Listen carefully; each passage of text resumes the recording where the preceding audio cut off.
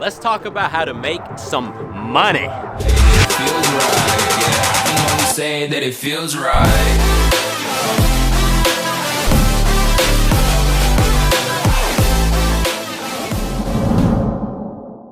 The easiest way to make more money is to get paid more money, and that's number one.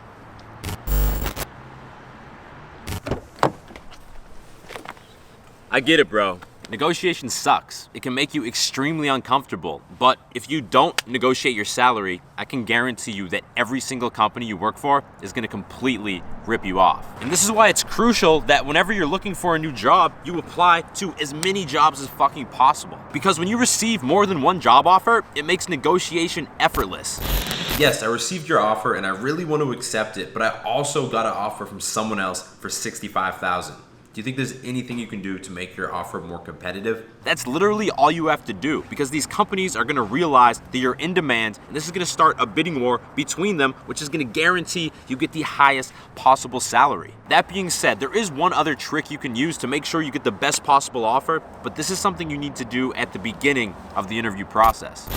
So that's all the questions I had for you today, but before we wrap up, did you have any questions for me about the position or the company? Well, assuming all goes well, I'm sure we can come to an agreement on a fair salary. Obviously, I'm looking to be compensated at the high end of the range for this position, given my previous experience, but I'm more concerned about making sure this is a good fit in terms of my values and my vision for my career. By saying something like this, you're subconsciously letting the interviewer know that you're not going to accept a shitty salary, so later on, if they do offer you the job, this will make sure that first offer is a strong one.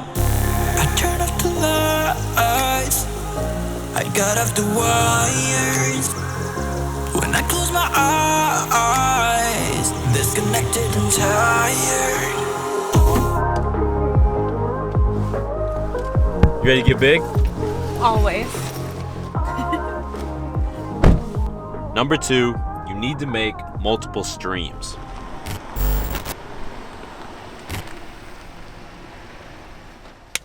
I've told y'all before, I make money from YouTube ads, sponsored videos, selling my own clothing, and selling my own courses. And not only does each additional stream of income bring you more money, it also brings you more job security. Like if you get fired tomorrow and you don't have anything to fall back on, you're fucked. But if you have some freelancing or some side hustle, you're gonna be all right. And I know you're thinking, David, I'm not a YouTuber. I don't think I have any other skills that I can monetize. But don't worry, bro. I got you covered.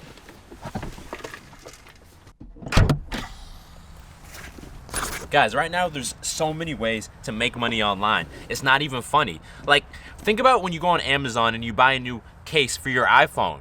Somebody in the States bought thousands of those from somewhere in Asia or China, and now they're selling them to you for a massive markup. Or for example, I have a lot of friends who knew nothing, but they learned the skill of copywriting, which is basically writing like advertisements or promotion emails for different companies, and now they use that to work for themselves and travel the world. And that's why I want to talk to you guys about Skillshare. If you didn't know, Skillshare is a massive online learning community with over 25,000 courses in different areas like online business, e-commerce, photography, basically everything. For example, they have an awesome course on there about how to learn the arts of copywriting, which, like I said, is a great option for making a new stream of income. And the best part about Skillshare is that premium membership costs less than $10 per month, and it gives you access to unlimited courses, so you can always be learning new skills that will make you more money and just make you a more well-rounded man. And right now, I have something special for you, bro. Because Skillshare is sponsoring today's video, the first 500 guys to click that first link in description are gonna get 2 full months of Skillshare Premium completely free. Go click the link.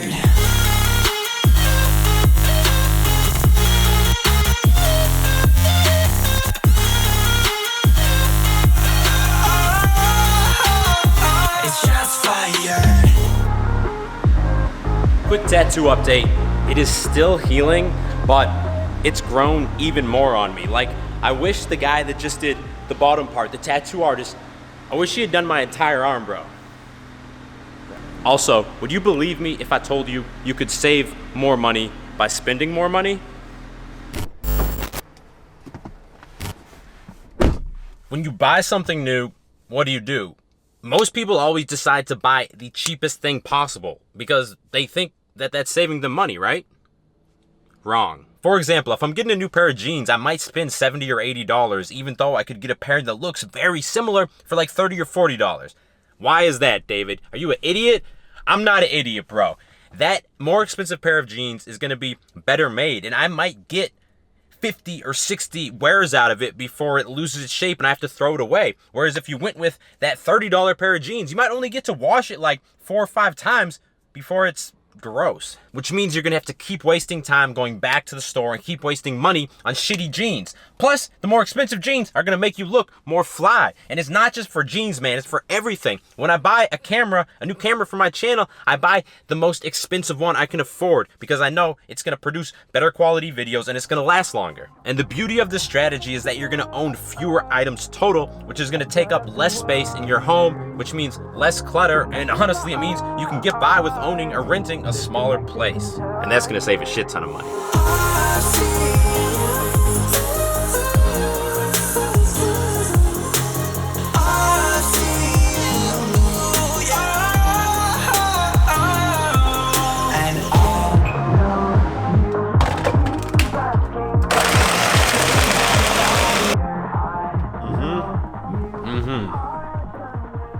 Oh, you guys see that? Take a look at this. We got the 65-inch TV. It's kind of big. Like, it's very big. But there's no better way to watch movies and how to beast videos than on the big screen. Number 4 is simple investing. I told you I was gonna give you more investment advice, and I'm gonna give it to you. But first, I am not a qualified, licensed investment advisor. I will not and cannot be held liable for any actions you take as a result of my advice. I am, however, fully qualified and licensed to carry both these firearms.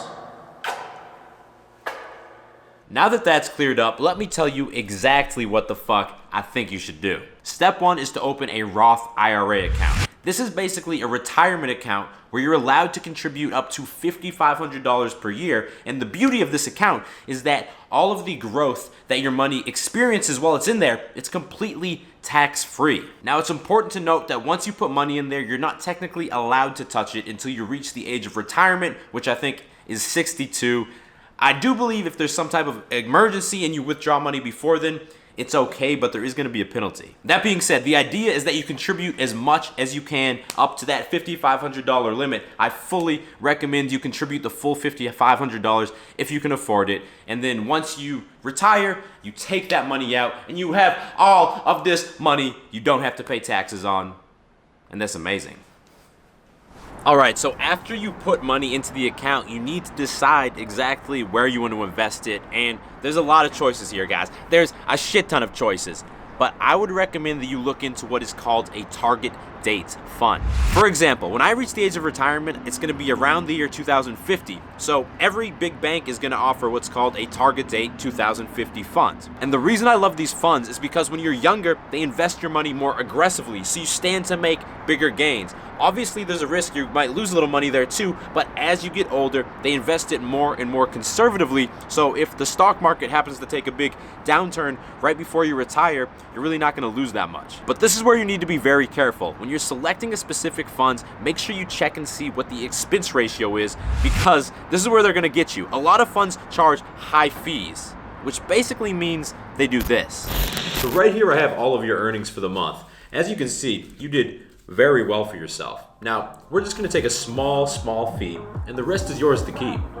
My personal favorite funds are from Vanguard because they tend to have very low expense ratios, which means you're gonna make a lot more money over the long term.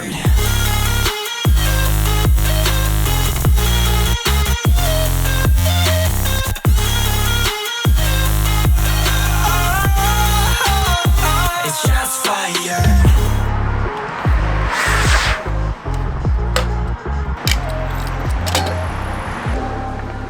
So the great debate of our generation is undoubtedly, what's better, In-N-Out Burger or Shake Shack.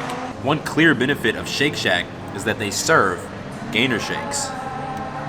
In fact, I would argue that the fries at Shake Shack are notably better. But obviously, the main question here is who has the better hamburger? And honestly, guys, I think Shake Shack has the slight edge here. However, you do have to consider that I paid over $18 for this meal, which probably would have cost me like $4 or $5 in and out. By the way, number 5 is conscious spending. So one of the most effective hacks I've ever heard of for saving money is also one of the simplest ones. Basically, every night, take out a pad of paper and a pen and write down every dollar you spent. So write down coffee, $5, food, $15, jeans, $70. And you want to do this every single day for at least 2 to 3 weeks straight, because what this is going to do is it's going to make you extremely aware of where you're spending your money. Like, for example, I spend a lot of money on eating out, but at least I'm aware of it, and because of that, I kind of rein in my spending in other areas. Obviously, this hack is not going to do anything on its own. You still need to take action and change your spending habits, but it is a very powerful and effective first step. And that, bro, is the end of this video. If you made it to the end, give it a thumbs up, and if you have not subscribed yet, click subscribe and turn notifications on, because I release videos every Monday and every Thursday, and you don't want to miss them. I'll talk to you in the next video. Stay beastly.